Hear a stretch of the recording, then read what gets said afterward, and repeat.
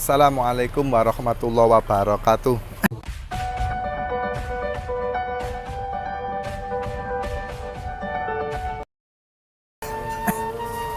Bismillah, alhamdulillah, wassalatu wassalamu ala rasulillah Muhammadin sallallahu alaihi wasallam.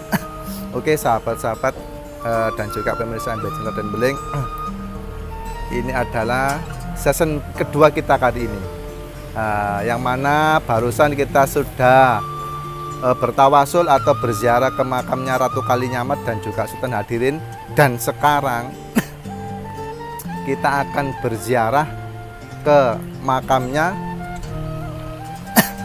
Raden Abdul Jalil atau Sunan Jepara, yang konon beliau ini adalah Syekh Siti Jenar. Apakah benar, apakah tidak, wallahu a'lam bishawab. Oke sahabat-sahabat dan juga pemirsa MB Channel dan Beling, kita ikuti perjalanan kami, kita ikuti penerusan kami berikutnya, tetap di MB Channel Raden Beling. Shallallahu ala Nabi Muhammad.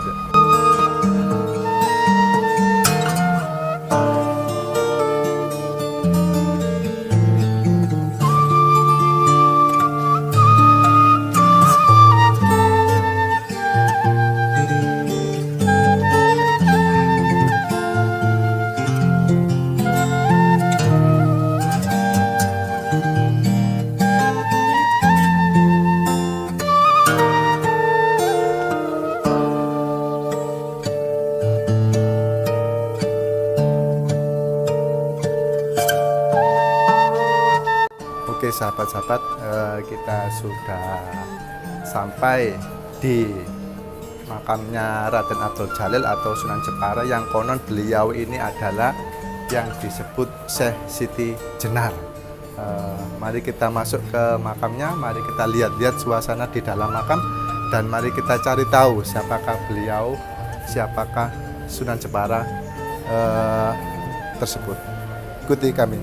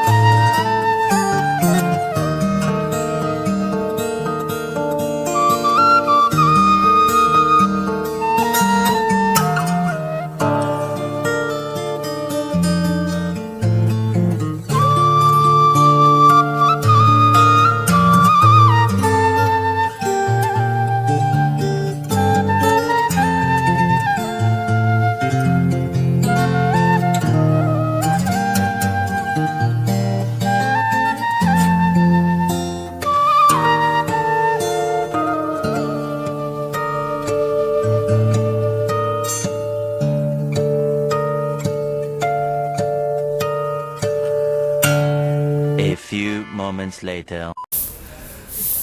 Assalamualaikum warahmatullahi wabarakatuh. Bismillah, alhamdulillah, wa ni'matillah, la hawla wa la quwata illa billahil aliyyil azim, amma ba'du. Oke sahabat-sahabat, sedulur-sedulur, sahabat-sahabat subscriber MB Channel Raden Beling. Oke, alhamdulillah kita kali ini berada di cungkupnya atau berada di makamnya Raden Abdul Jalil atau Sunan Jepara, atau yang paling fenomenal atau namanya yang paling masyhur itu adalah Syekh Siti Jenar.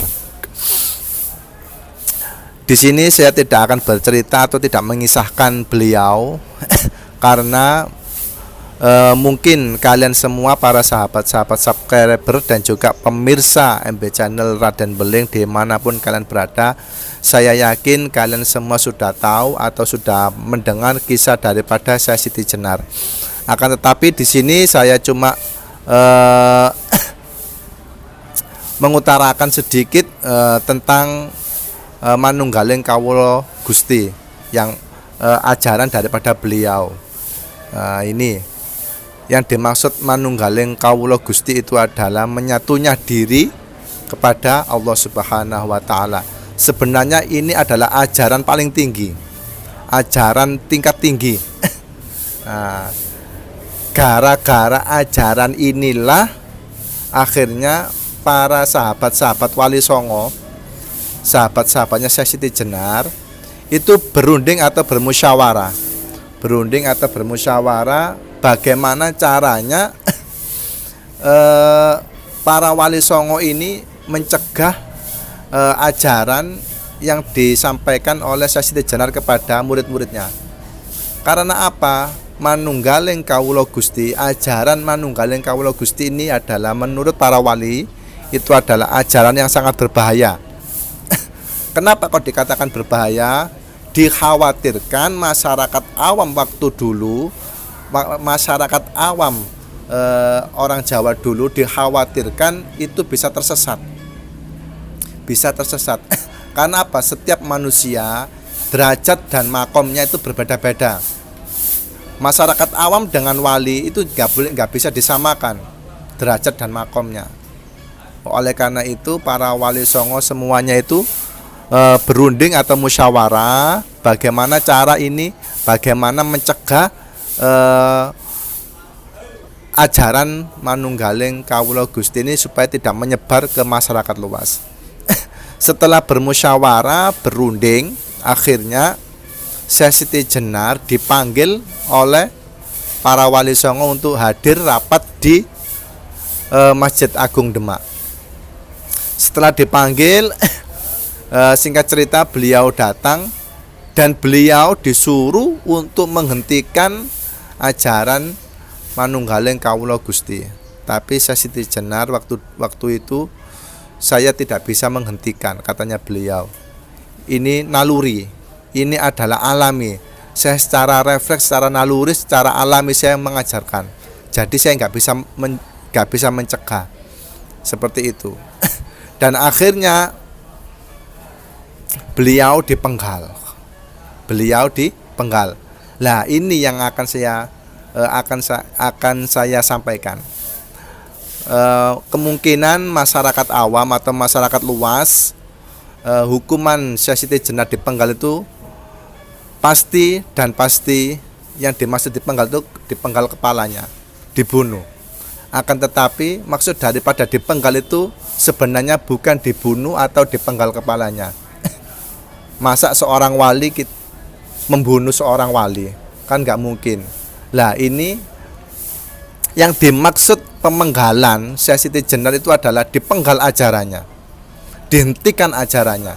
Akhirnya Syekh Siti Jenar diajak oleh Mbah Sunan Kalijaga untuk pergi ke suatu tempat, atau diasingkan lah sama Sunan Kalijaga. Mbah Sunan Kalijaga diasingkan, ditaruh di suatu tempat yang mana murid-muridnya itu tidak ada yang mengetahuinya. Nah, itu adalah salah satu cara yang tepat bagi para wali untuk menghentikan ajaran Manunggaling Kawula Gusti. Jadi yang dimaksud dipenggal di situ adalah bukan dipenggal kepalanya, dipotong kepalanya, terus beliau Syekh Siti Jenar Raden Abdul Jalil ini meninggal, bukan. Akan tetapi yang dimaksud dipenggal oleh para Wali Songo itu adalah dipenggal ajarannya, dicukupkan, dihentikan ajaran Manunggaling Kawula Gusti supaya tidak semakin meluas atau melebar di kalangan masyarakat awam orang-orang Jawa terdahulu. Oke, sahabat-sahabat subscriber, itu adalah kisah daripada Syekh Siti Jenar yang mungkin kalian semua sudah mendengar, karena beliau adalah seorang wali yang sangat fenomenal di kalangan masyarakat Jawa dulu. Sang wali yang sangat fenomenal yang ceritanya sudah masyhur, sudah terkenal di mana-mana, bahwa beliau adalah seorang wali yang sangat besar sekali karomanya. Sampai Mbah Sunan Kalijaga, Mbah Sunan Bonang dan juga Mbah Sunan Giri itu terkagum-kagum melihat kearifan, melihat ketawaduan, melihat kecerdasan daripada Syekh Siti Jenar. Nah, oleh karena itu sahabat-sahabat subscriber, agar tidak menjadi salah paham dari kisah beliau, yang paling penting kisah beliau yang mungkin agak negatif, yaitu pemenggalan itu sebenarnya bukan dipenggal kepalanya. Yang benar insya Allah Yang dipenggal itu adalah ajarannya, dihentikan, dipotong ajarannya supaya tidak semakin meluas atau semakin melebar ke kalangan masyarakat Jawa dulu. Oke sahabat-sahabat subscriber, mungkin dengan informasi ini kita semua bisa menarik hikmahnya, bisa mengambil hikmahnya. Hati-hati dalam mencari ajaran, hati-hati dalam mencari guru, karena seorang guru itu sangat berpengaruh kepada seorang muridnya, terlebih dari ajarannya. Yang penting ketika kita mencari seorang guru, memilih ajarannya, ambil yang ajaran-ajaran yang berpositif dan tinggalkan ajaran-ajaran yang mungkin negatif, karena semua manusia tidak lepas dari suatu kekurangan, termasuk saya. Apabila ada kekurangan dari sebuah kisah atau ajaran-ajaran atau pengajian yang telah saya sampaikan, saya pribadi mohon maaf yang sebesar-besarnya. Bagi kalian yang mungkin lebih paham dari saya, lebih pintar, lebih ngerti dari saya mohon saran dan kritik untuk membangun, untuk menyadarkan saya apabila saya banyak kekhilafan atau mungkin saya terjadi kekeliruan, mungkin ketika saya berbicara terpeleset. Oleh karena itu kasih masukan kepada saya, jika ada kurangnya kasih saran saya ke kolom komentar. Oke sahabat-sahabat, kurang lebihnya saya mohon maaf. Kita bertemu lagi di tempat-tempat makam-makam wali berikutnya. Akhiran, wassalamualaikum warahmatullahi wabarakatuh. Shallu ala Nabi Muhammad.